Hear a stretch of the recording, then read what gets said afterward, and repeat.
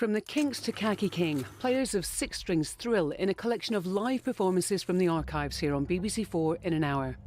Great Guitar Riffs at the BBC follows a celebration of the backing band that became stars. With some strong language, The Shadows at 60.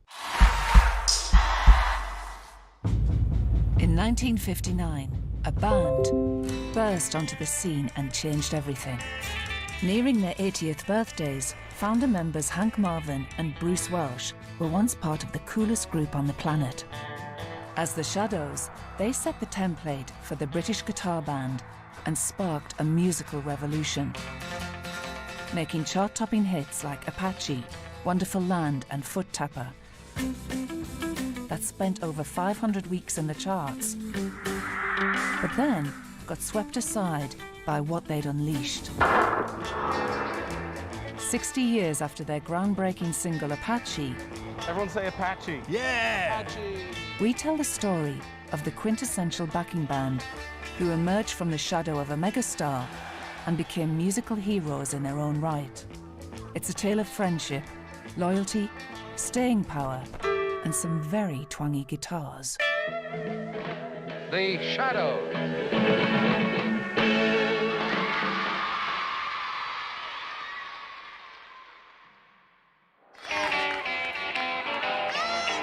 March 1959. Three teenagers are standing in a room looking at a guitar catalogue. One is the most famous boy in Britain. The other two are spotty teenagers from Newcastle. All of us, Cliff, Bruce and myself, just stood together, heads together, pouring through this brochure, looking at all the different instruments, steel guitars, amplifiers, precision bass. It was a wonder world of guitars and accessories. They are Hank Marvin, 17, Bruce Welch, 17, and Cliff Richard, 18. Cliff wanted Hank, his lead guitarist, to be sounding the best. So he sent to the Fender factory in California for the brochure. What happens next will have an everlasting effect on British music. And then we came to the section we really wanted to look at, the Stratocaster, because that was clearly the one Buddy Holly was using. And we saw that they did it in red, with a bird's eye maple neck and gold-plated hardware. And we thought, that's the one. And Cliff said, great, right, let's get it. Because I bought it for Hank to play. They were my band, and so I thought I'd supply Hank with a great guitar. Yeah, this big rectangular cardboard box arrived, and we tore it open. Opened the case, and we just went, wow. The interior was orangey red crushed velvet, and there was this beautiful thing from the future lying there.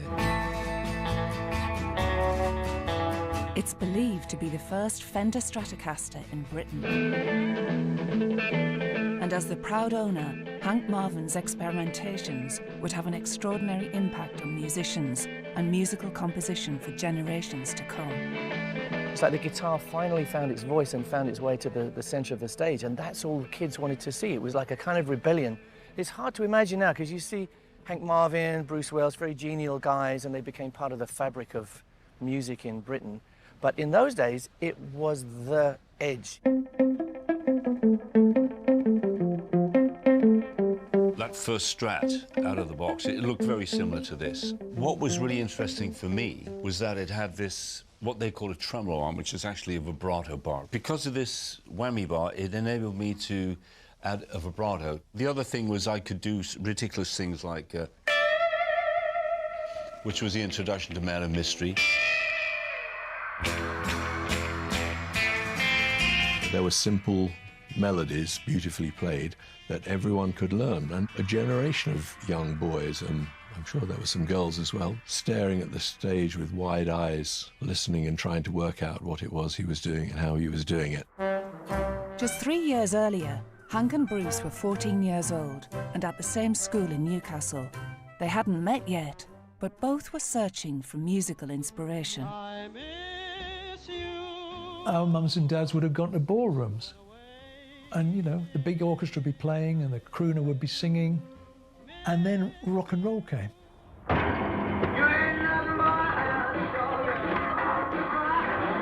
And I thought, wow, I actually I love these guitar sounds they're doing. Wow, this is for me. Just inside the school grounds, I saw 5, 6, 7 kids gathered around in a circle, but sticking out above I could see the top of the top of the neck and the headstock of a guitar. And I thought, wow, someone's got a guitar. Exciting. And I rushed on over and sort of pushed my way in, and Bruce was standing there. He was tall and slim and had those glasses, national health glasses. He looked even more like Buddy Holly than Buddy Holly did, you know. Bruce, he always reminds me about the smile on his face, a little bit like Elvis Presley around the mouth with the way he smiles. So I took the guitar into school. I mean, in playtime, you could have a little jam with somebody or sing along. Can you show me the chords to whatever, Rock Island Line? Great, you know, you show you the fingering. And that's how we learn. In the middle of the 1950s, African-American roots music inspired an unlikely British craze when kids all over the country fell hard for skiffle. Everybody wanted to be in a skiffle group. Soon, a uniquely British take on this sound was giving birth to some inspiring homemade music. I loved skiffle and rock and roll, all the songs of the day. You know. We were still going to school, but in the evenings we would go and play in pubs and clubs with our skiffle group, the Railroaders.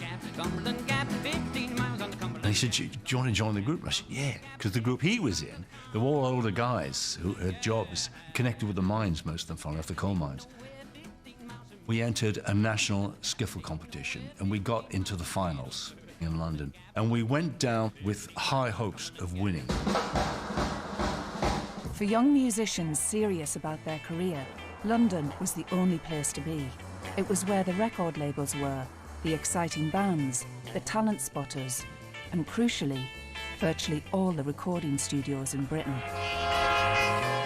I was caught up in this frenzy of wanting to leave and get down to London and see the big city and get into the music industry. We lost the contest, we came third in this particular thing, and that was a Sunday night.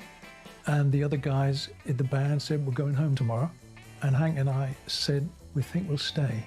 And we just had this dream, you know, like a dream that we wanted to be in this, somehow this new business, you know, the rock and roll business.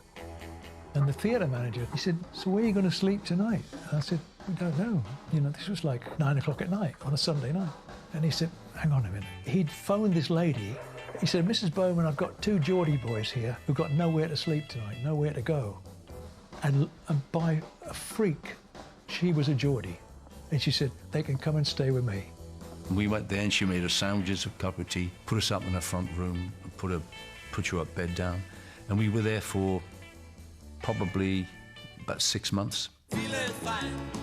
And for a young musician with the ambition to get ahead in music, the only place to be in late 1950s London was a coffee bar.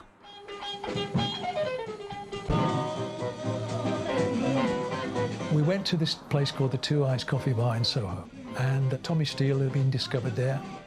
I take everyone into the loo, you know. A fan made this for me. This is original plaster work from the Two Eyes Coffee Bar, the cellar.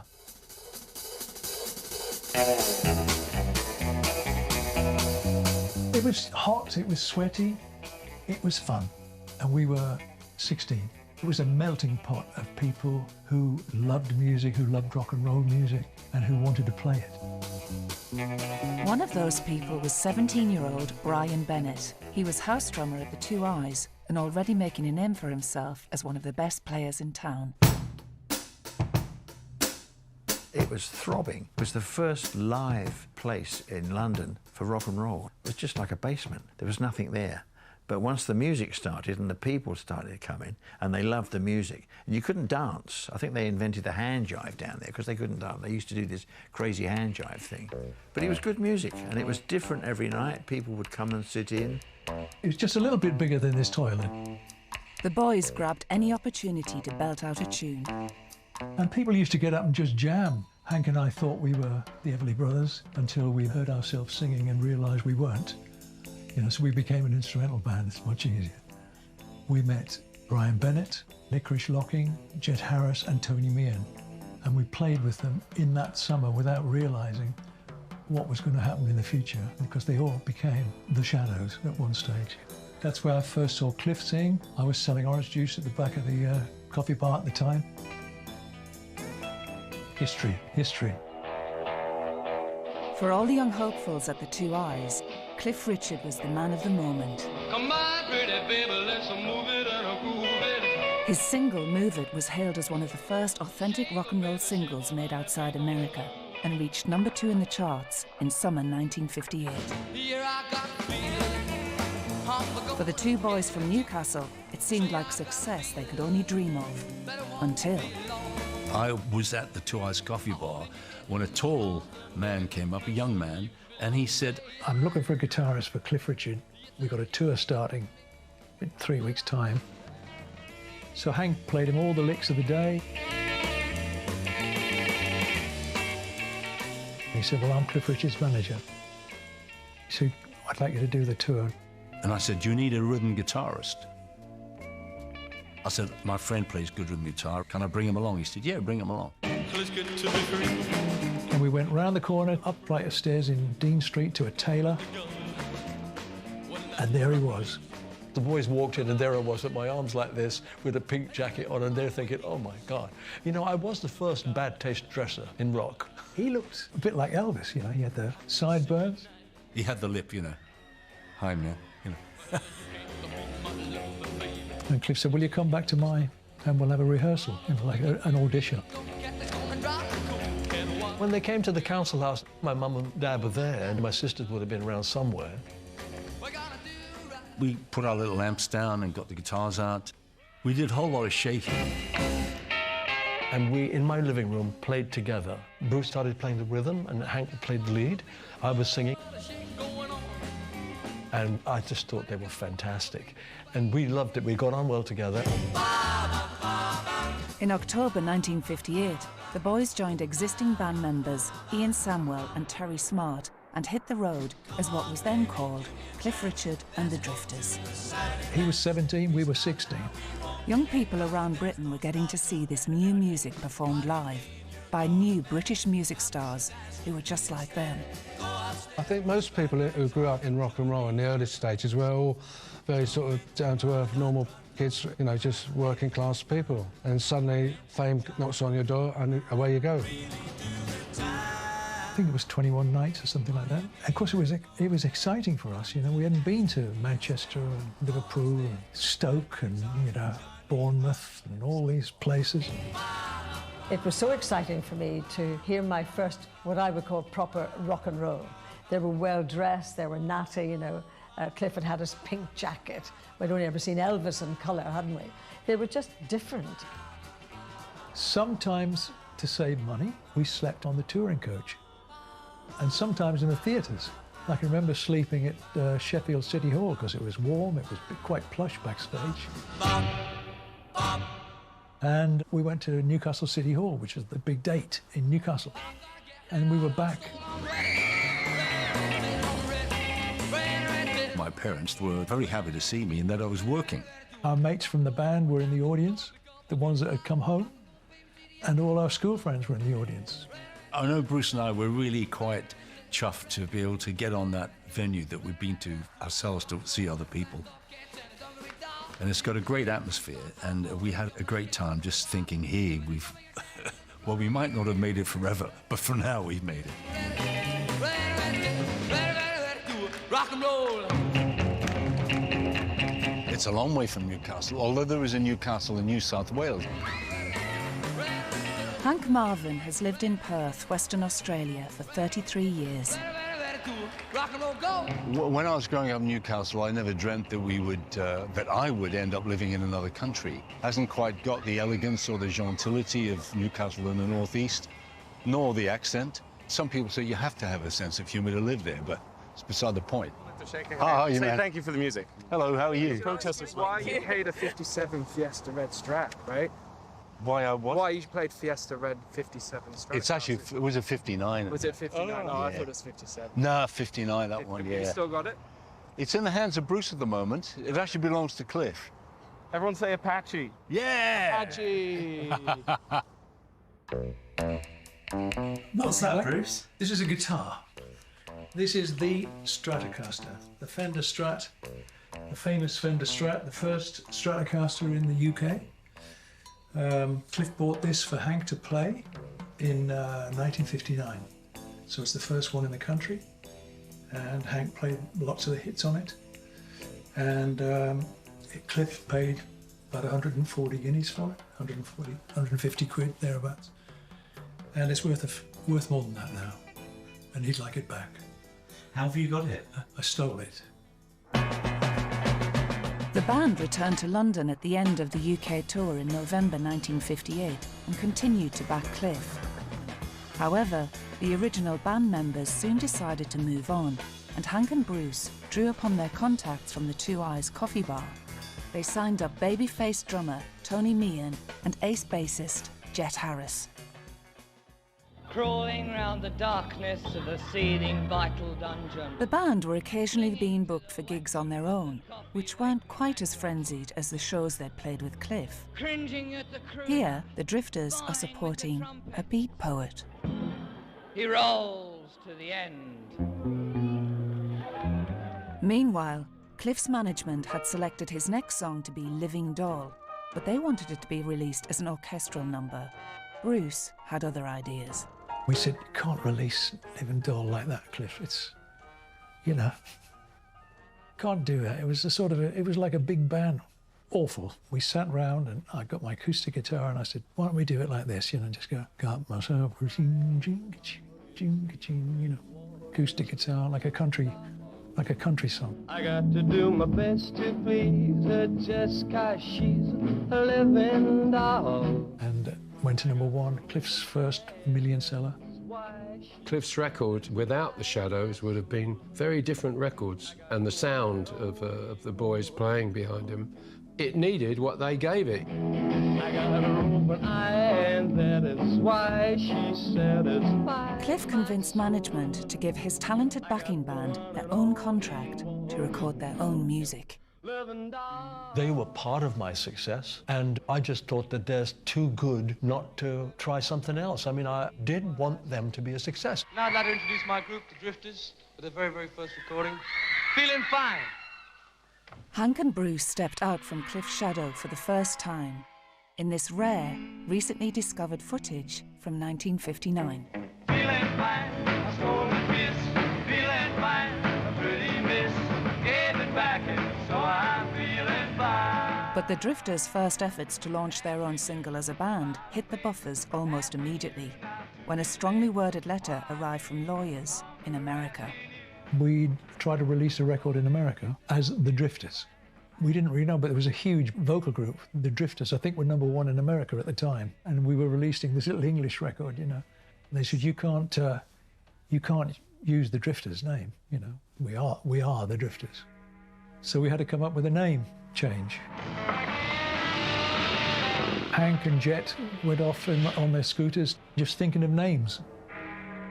You know, the 4 Jets, the this, the that. And Jet said, we're always in the shadows behind Cliff with the spotlight. And that's a great name. Their first release as The Shadows was Saturday Dance. It was also the first outing for Hank's red Stratocaster, but the record-buying public showed little interest in Cliff's backing band's attempts to make their own music. We'd had about 3 flops as the band, without Cliff. The band were in urgent need of a hit. That's the Apache Gold record. You sell 1 million records, you get a gold record. It's not real gold, otherwise I would have melted it down by now. 60 years ago, Hank Marvin, Bruce Welch, Jet Harris and Tony Meehan walked into Studio 2 at Abbey Road to record the song that would make them famous. Bruce is on his way back there. Abbey Road, another place like home. Spent so long there, so often there. Became part of the furniture. The inspiration for the song came in the form of an unassuming singer-songwriter called Jerry Lorden, who happened to be on tour at the same time as The Shadows. He said, look, are you guys going to do any more recordings on your own as The Shadows? We said, yes. And he got this ukulele out, which he fortuitously had with him, and just started the ding, ding, ding, ding, dang, dang, dang, dang, dang, dang, dang, dang, and so it went on. And we thought, Jet and I looked at each other, this is different. I'm thinking of almost like a movie, you know, where you see the Apaches galloping along in Arizona somewhere. And he said, what do you think? We said, it's great. Teach us the chords, and I'll learn the tune, and we'll do an arrangement and record it. Bruce is meeting up with Brian Bennett, who wasn't on the original recording of Apache, but has been the Shadows drummer for 58 years. Didn't you use some Shadows? Wow. Oh, yeah. We need a line. All right. How are you? I'm all right. Yeah? Yeah, good to see you. We're going to go all our yesterdays All now. our yesterdays. All our yesterdays. And the zebra crossing is still We're holding not going on the everybody zebra crossing. We'll get killed on the zebra crossing.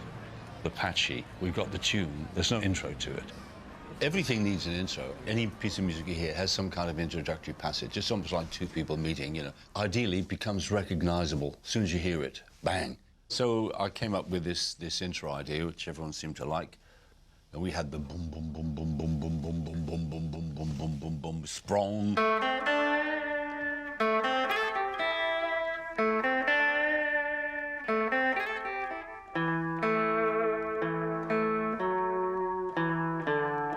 And that's basically into the tune there. Whoa, over here. I'm time travelling, look at that. This is where we used to put all our stuff. Remember overnight? There used to be a cupboard under the stairs where all the percussion used to be. Was it this one? This used to be full of percussion. Oh, was it that one? This one. Oh, yeah. The little one. It's full of other junk now. This is very rare. This thing here is very rare. It's probably locked. Oh, no, it's not locked. Look at that. Celeste.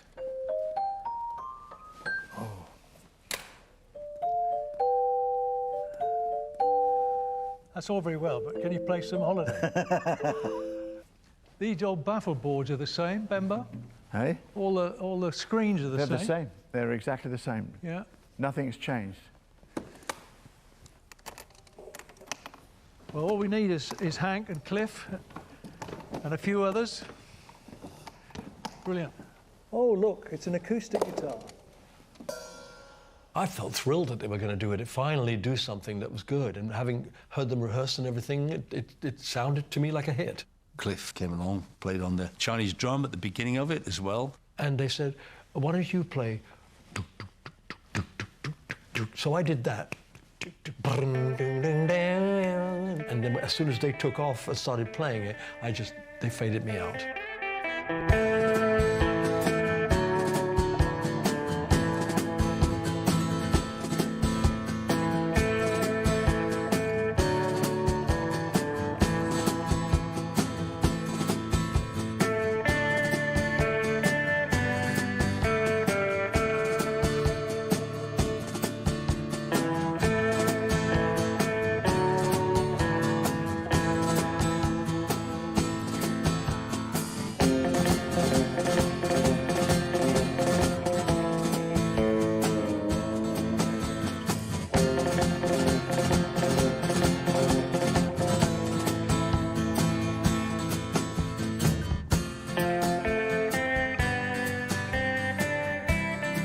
Following the recording session at Abbey Road, hopes were high for a big hit. But there was one thing standing in their way. Apache came out 3 weeks after my record. Please don't tease. Cliff was already at #1 with his hit, Please Don't Tease, backed by the Shadows. I give it to you one more Apache went into the charts at #19. It faced an almighty battle to depose the master from the top spot. What's the trouble? There's going to be a shoot. We decided to try to do a few things that might help with the record. Hank and the boys launched a guerrilla marketing campaign in the music press to help things along. They're coming, Apache's coming. It caught your eye because it was something different. Is it going to do anything? Is it going to do anything? And then... You're up to #9 this week. Oh, great, great, yeah. And then, it's #7 in the charts. Couldn't believe it. You know, we were so excited. And then I think it moved up to 3 the next week. Make it fast, Slippery. This is your last draw. You're up to #2. My record was #1 for 3 weeks. and Apache knocked it off. And we were absolutely thrilled. You better get him over to the doctor. It was a bit of a shock, but we were planning for them to be a hit. But none of us, I don't think even they, thought they were going to be #1. Apache stayed at #1 for 5 weeks and sold over 1 million copies. If I had £1 for every time I played Apache on Radio 2, I would be a very rich girl. That big country feel, you know, could wing you away on your fantasies. It was such a hit. It's regarded as one of the most influential British singles ever, changing the possibilities of what homegrown music could sound like and inspiring a generation to start making music for themselves. It's very, very hard to go back to imagine the sort of thrill and the excitement of listening to a tune like that, because it's a simple guitar tune.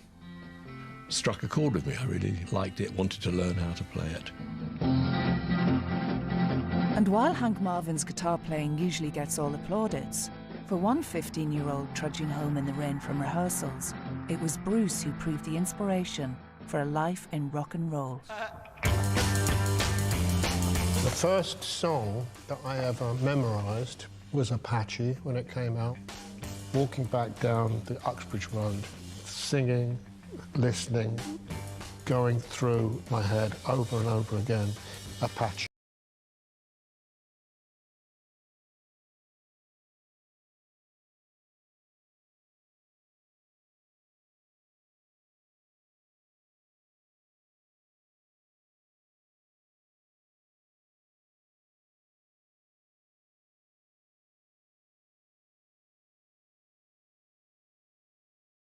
So pivotal. It was as pivotal as my first orgasm, as pivotal as first getting stoned on marijuana, far, far better than my first drink. It's like it was more pivotal for me than Elvis Presley. The thing about Apache is it was us. It was the British. It was our music. It was our band. And I think you were the glue that knit this other stuff together. So I studied what you did very, very carefully, which is why I think in my career I've ended up as more of a rhythm player than a lead guitarist. I see it as a kind of a rod going through my musical career. It woke me up. Following Apache, the Shadows were rarely out of the spotlight, unleashing a string of hits that would come to define the sound of the early 1960s, including Man of Mystery, Kon-Tiki, Shindig, and Atlantis. 4 young men who have been hitting the hit parade where it really counts. The Shadows. We started having this success separate from Cliff, as well as sharing in his to a degree. It was already a busy life because we were working pretty much non-stop, and now it got even more intense. As Hank continued his experiments with the now famous Red Stratocaster, the band developed what came to be known as the Shadows sound.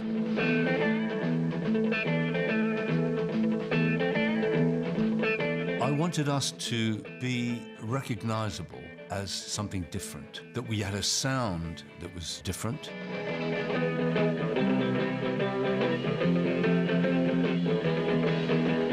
Might have been based on American music, on American rock and roll and so forth, but it had developed into something different. The feel was recognizable. So, and I think it worked because people thought, oh, that's the Shadows, you know. It was a beautiful, clean sound, but it was a very metallic sound, and no one had ever quite heard it framed in that way before. He doesn't just play notes. Every note has a beauty of its own. Every note starts in the right way, continues in the right way with a certain amount of vibrato from his whammy bar or whatever, and ends in the right way. It's treated in the right way. It has this beautiful panorama. You know, rock is about power and passion and emotion, but melody has to be there as well. Such a wonderful sound to me. And I'd have been looking at how Hank played, trying to watch his fingers, see how he did things, look at his gear, a Vox AC30 amp and a Stratocaster and some sort of delay unit.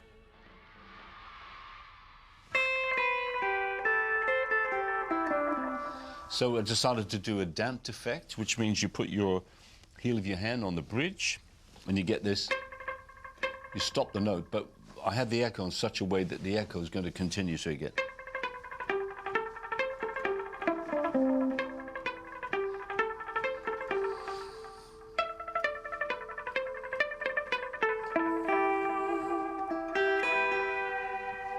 And that was part of that beautiful tune. And as distinctive as the Shadows' sound was the Shadows' look, turning their backs on the leather-jacketed 50s rock and roll style in favour of sharp suits and their very own dance moves. We'd also been on TV in 1958 with an act called the Dallas Boys, and they were sort of copying the American black groups like the Temptations and all that sort of thing, you know. And that looked great as well. They did steps, so we said, let's do some steps like that. It became known as the Shadows Walk. You know, the little kicks, we did all that, you know. It was just to make it, you know, and then we'd swing round, you know, on FBI, you know, back round and all that stuff. But that's where it came from, to make the instrumentals more interesting for the audience.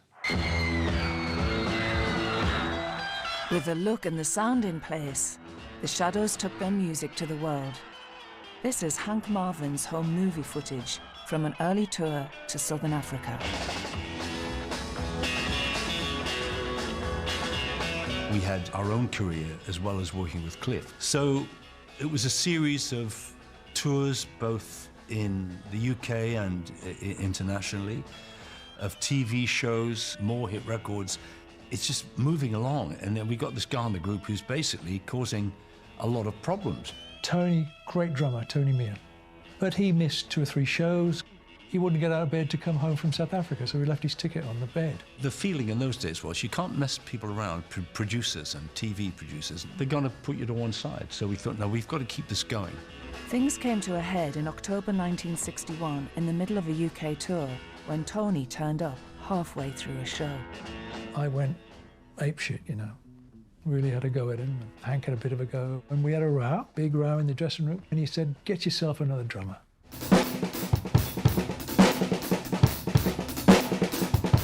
The band needed a top-notch drummer, fast. They raided the competition. Bruce and Hank were both a bit nervous because they were on stage the next night and they didn't have a drummer. And I said, Brian, what are you doing? He said, well, where are you working? He said, I'm just about to go in the pit with Tommy Steele. I'm going to play with Tommy Steele. He said, we want you to join the band. I said, I'm not sure. He said, what are you getting in this show? I said, I'm getting 25 quid a week. I said, double it and get on the train. Come and join the Shadows. The band he joined was reigning supreme, able to unite royalty, the clergy, their sometime frontman, and hundreds of East London teenagers at this gig in a youth club in Hackney. For one of the East End boys, this new addition to the Shadows lineup proved life-changing. He's a great drummer. He's influenced so many people, including me. He's responsible for some of the things that I've ended up playing. There's no finer drummer. As well as being skilled musicians, working with Cliff gave the band a new sideline, backing the main man on the silver screen. It was expected to be a film premiere such as the West End had never seen before, but that turned out to be putting it mildly. He said, son, you are a bachelor boy. It was an eye-opener, really, and you become a movie star in the eyes of the public, because you're in a movie. It seems to put you into another plane altogether. Eyes left. There's a girl in every pore. The band appeared in 5 films alongside Cliff Richard, including The Young Ones, Summer Holiday, and Wonderful Life. More importantly for the Shadows, though, it meant the possibility of writing music for the movies. The synopsis basically said something about the idea is going to be, you know, 4 guys hire a London bus and drive throughout Europe, you know, on a holiday and meet women on the way and all that. And I just went, all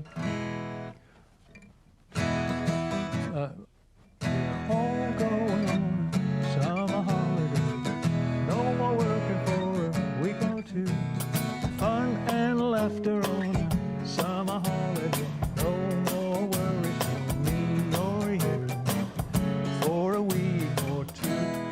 stop, and then 1, 2, 3. Ba, ba, ba, da, ba, ba, da. Ba, ba, ba, da, ba, ba, da. Ba, ba, ba, da, ba, ba, da. Ba, diddle, diddle, diddle, diddle. And that's how it was done. We started making money because we started composing the tunes. Well, it was amazing. We were the first band to actually make a really good living out of rock and roll music. Throughout the 60s, it was like Christmas every day. For some reason, I bought a Rolls Royce, the biggest Rolls Royce you could buy at the time. What was I then? I was 23. It had beautiful walnut bar with the crystal chandelier, not crystal chandeliers, crystal glasses and the decanter. Branching out into films and television was not just a perk of working with Cliff. It was part of a concerted strategy by the band's management to make the most of what they assumed would be a short career. The general consensus in the industry was that this pop music, this rock and roll beat music, as we call it, it's not going to last. The men who oversaw bands at the time were often much older than their young charges. Many had been through the war and had backgrounds in variety theatre. Management and agents at the time had that attitude and were nurturing us into being all-round entertainers and putting tuxes on, I guess, TV variety shows and things like that. The band was still releasing successful records. Jet Harris making way for new bassist Licorice Locking and then John Rostill. Hits like Dance On went to #1 and stayed in the charts for 15 weeks. But making music was now having to be fitted in around a demanding show business schedule. They took their largest step away from their rock and roll roots when they signed up for the biggest show of the season. He's hiding behind the piano. Oh, no, he's not. Oh, yes, he is. Powdered grains of devil's stone, dust from heaven. We were in pantomime. At the Palladium, but in pantomime. Whether you're rich, whether you're poor. Aladdin was the first one at the Palladium. I know we were very high up in the Palladium at the time. The first time we'd seen somebody off the television, you see, that's the thing. It was, oh, look, there he is, you know, sort of thing. And I remember Cliff coming on with this little Chinese hat in Aladdin, you know, running on. And the Shadows, they were wishy-washy, noshy and poshy. I was poshy. What I've always wanted to do. I was a musician, and I'm suddenly being poshy, being thrown through a mangle by Arthur Askey.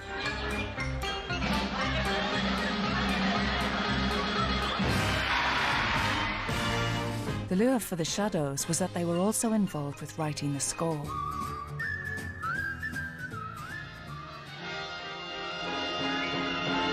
It was a big budget pantomime, big orchestra, lots of production numbers. They wanted 3 or 4 hits in it as well. So that was like writing a musical. So that's exciting. Let's say we finished on April the 10th at the Palladium. On April the 11th, that was on the beach in Barbados. 16 weeks was like a life sentence, you know, and we did that twice. Whilst we were getting thrown through mangles, I would imagine the bands, the new bands like the Rolling Stones and the Beatles and that, would probably outplaying rock and roll. I don't think they'd beat. Yeah, you can imagine Mick Jagger, you know, in a pantomime. It would never happen. I heard a record on the radio with a band I hadn't heard of before. The song was called Love Me Do, and I thought, I really like this record. It's different, it's got a bit of rawness about it. I believe that we played a part in the Beatles' career. Paul McCartney said, Cliff and the Shadows have it sewn up in Britain. And so they left and went to Hamburg. We drove them out. Now, that's probably the best thing that ever happened to them. Whatever happened in Hamburg came back, and they then blew us all off the stage. We got back to Liverpool and all the groups that were doing this sort of Shadows type of stuff. And we came back, leather jackets and jeans and funny hair. The Beatles released their first album, Please Please Me, in March 1963. That same month, the Shadows released one of their best-loved singles.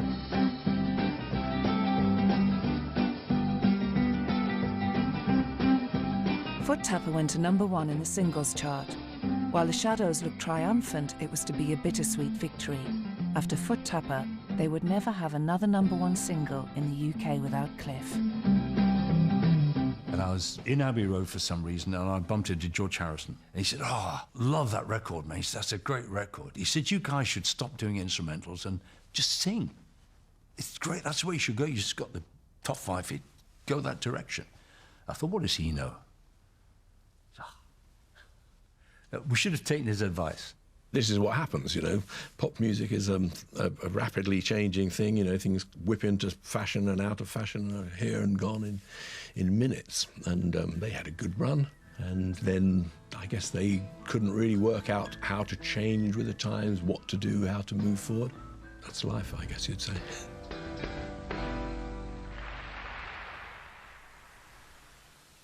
It must have been a fucking difficult time for you guys. Suddenly, I don't know about Cliff, but for the Shads to suddenly feel that there was this other form of music where if you'd have tried to adapt, if you'd have tried to have... It's like me trying to rap. Yeah. You know, it's I can do it, but I shouldn't do it. You know, it's like, you know, the Shadows suddenly thinking, should we grow our hair long and wear beads? You know, should we do a Pink Floyd? Our music, we'd gone from what we thought was British rock and roll to 60s pop, you know, like Summer Holiday and all that. The fans are out in force because this is the day when the winners of the biggest poll in the world will receive their awards. The 1964 NME Poll Winners Awards is a snapshot of an extraordinary moment in time. Inside, the Shadows play Dance On. The old guard was changing, and exciting new bands were leading the charge into a new era. While the Shadows picked up an award as a British band, They're voted the top British small instrumental group. the success of the Beatles in America saw them pick up the only prize that mattered. Nobody's going to challenge this award. The Beatles voted world top vocal group.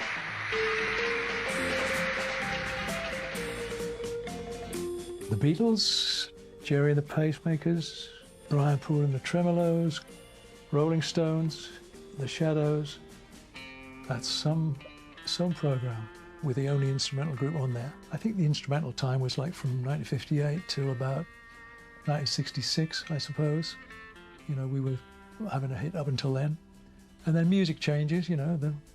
But what doesn't change, of course, is all the vocal groups kept, you know, because people want to hear lyrics, you know, they want to sing along to lyrics. Times change, fashions change.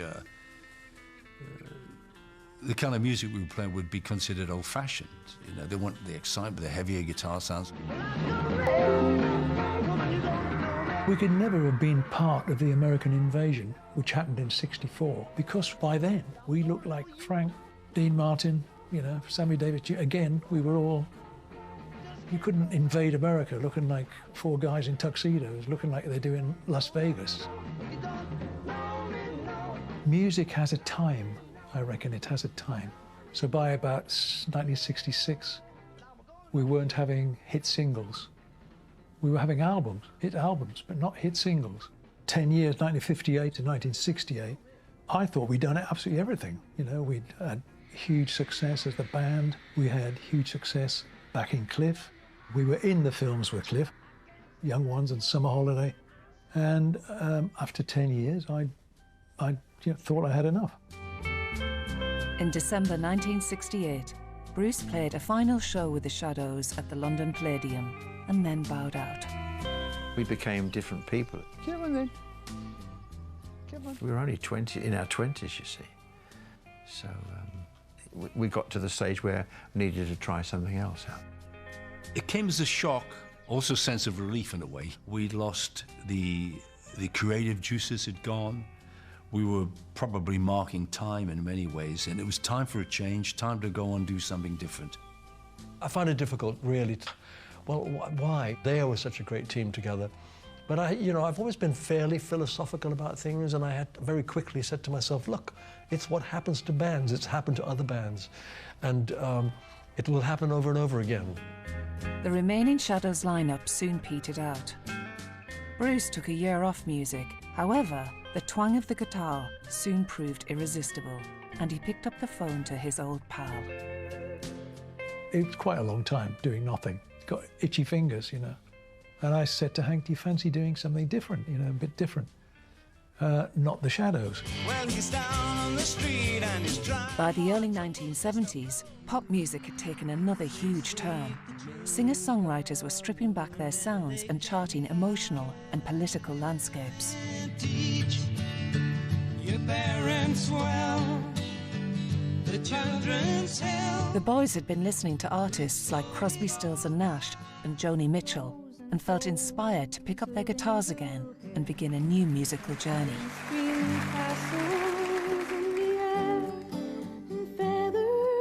Instead of looking at it as an instrumental course, let's make it a vocal course, and we can sing harmonies, singer-songwriter stuff. I reckon what we should do is get a third person, because it would give us more interesting harmonic possibilities in the vocal harmonies. And let me feel the glow. Let me know. Hank and Bruce teamed up with respected Australian songwriter John Farrar. You know we'll make it right. They felt a deep need to get as far away from the Shadows sound as possible, and together they embarked on the most personal songwriting project of their lives, called Marvin, Welsh and Farrar.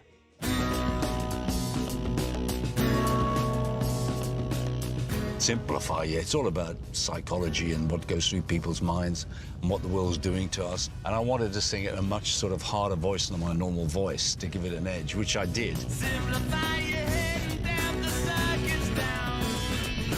Let the world go round without you. Writing the songs pushed them well beyond their comfort zone of guitar instrumentals and echo boxes.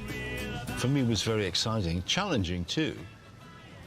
The idea of primarily singing as against playing and writing the songs.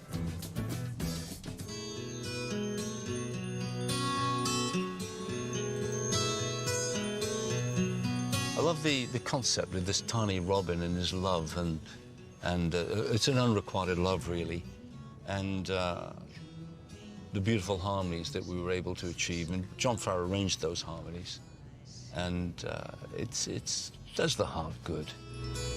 Hear her voice fill the air across the country.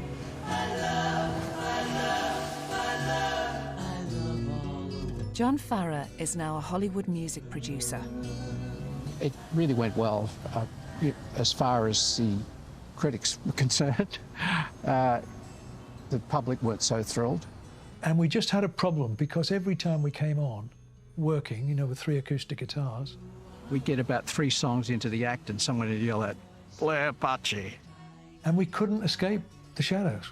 Couldn't escape. It wasn't an easy period, you know, coming up with something we thought had value, and it wasn't really cracking it. The band had to face the difficult truth that although critical acclaim was good for the ego, they just weren't selling the records. They wound up the Marvin Welsh and Farrar project in 1972. However, a year later, a chance meeting gave Hank reason to feel optimistic that his music might be on the verge of a renaissance. John Peel, the radio presenter, said to me in the 70s when we did his show, he said, look, he said, I used to love the Shadows. He said then as the 60s went through, he said it became uncool to say you like the Shadows. He said, so I never mentioned it. He said, but I have to tell you, he said, it's actually becoming cool again. This was probably about 73. He said, it's becoming cool again to say you like the Shadows. He said, you watch. This is a sight to stir British hearts. Bruce, Hank, Brian and John, the Shadows. Be confident, worried a little bit perhaps by Spain, Holland and Italy and even Luxembourg.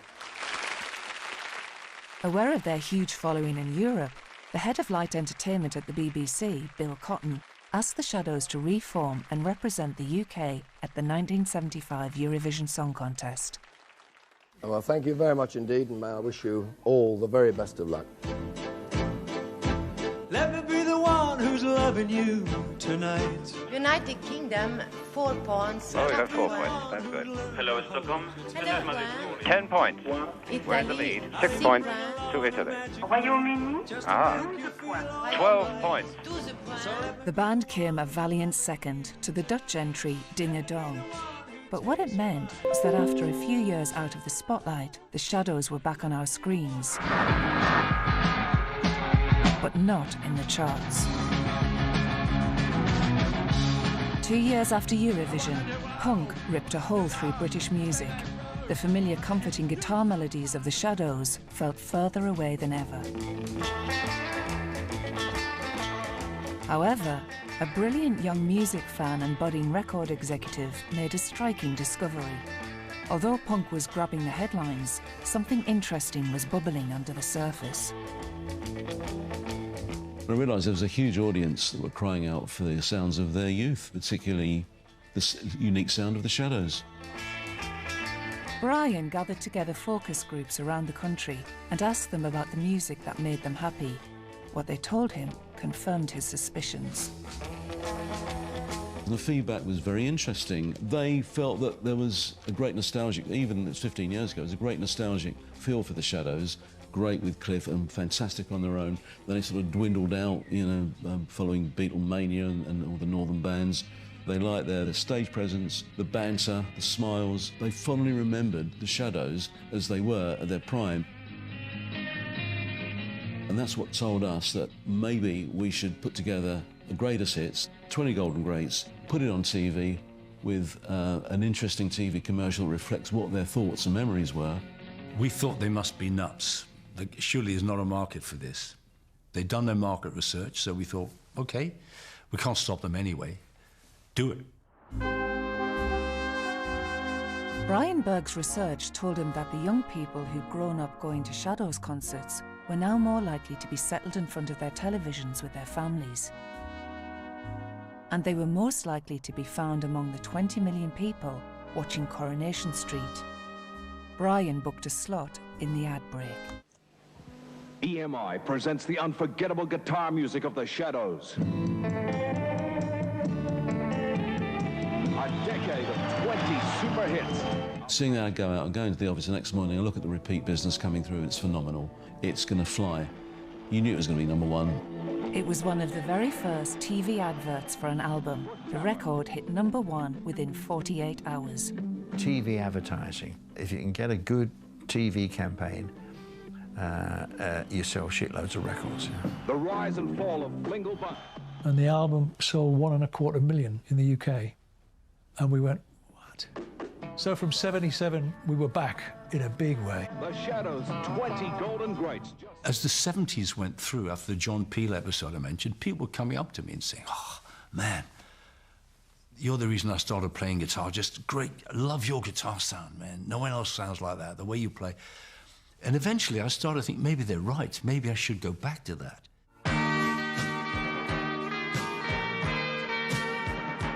While the Shadows rode the wave of renewed success and started writing their own music again, they found that what the public really wanted was re-recordings of the popular hits of the day, but played with the Shadows' own inimitable sound.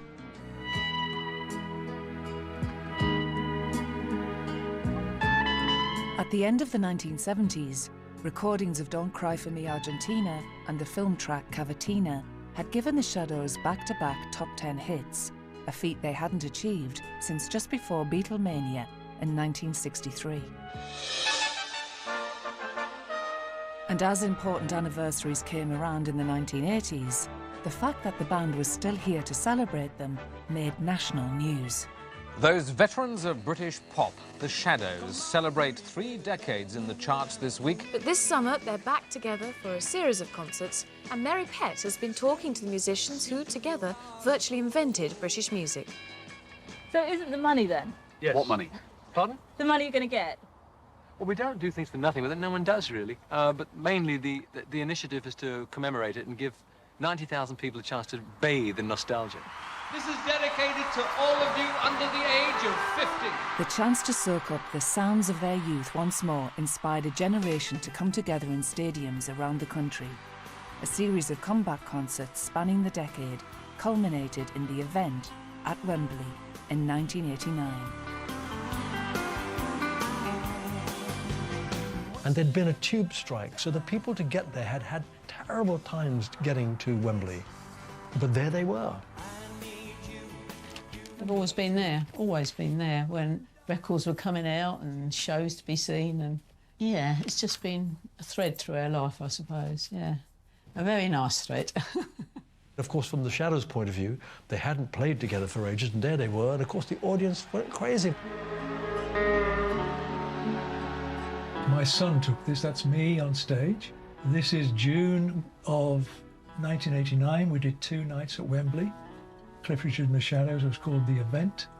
You know, Hank and I came down to London when we were 16, as you know. But this is 30 years later, so we'd been on this amazing journey from the 2 eyes to small theatres to bigger theatres to, you know, 10,000 seats. You can't imagine what this is like until you walk out.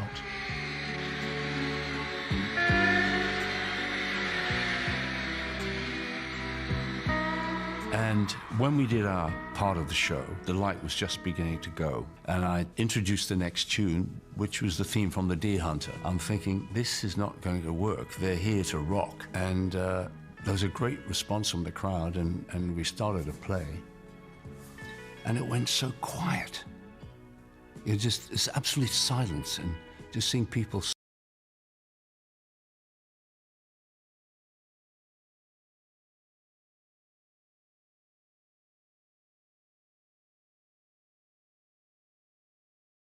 It was one of those experiences. It really brought the tears to the eye, which is happening now. It's beautiful.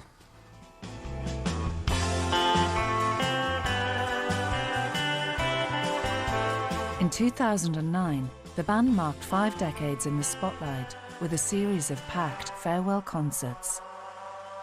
And then they stepped back into the shadows.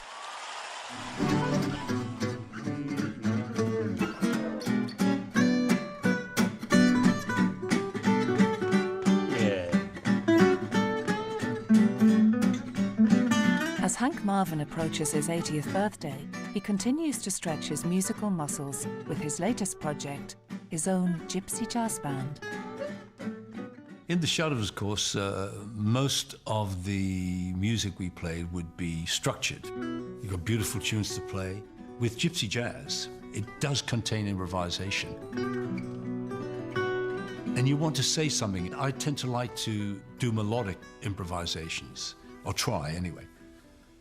And so that's a big challenge, which I enjoy. Enormous challenge. I'm not saying I'm particularly good at it, but hey, we've got to start somewhere.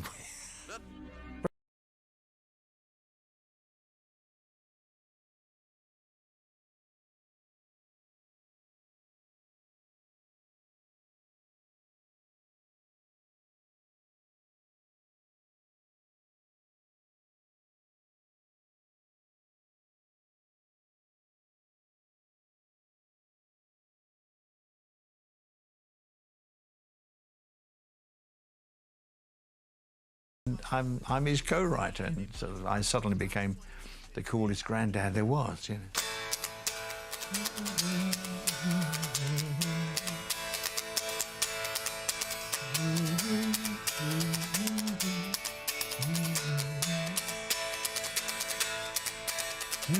Bruce Welch became a highly respected music producer and was behind 2 of Cliff Richard's biggest hits, Devil Woman and We Don't Talk Anymore.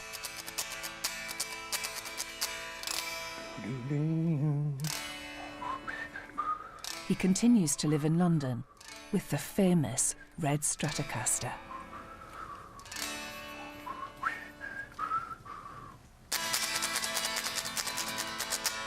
Thank you very much. Thank you. Thank you.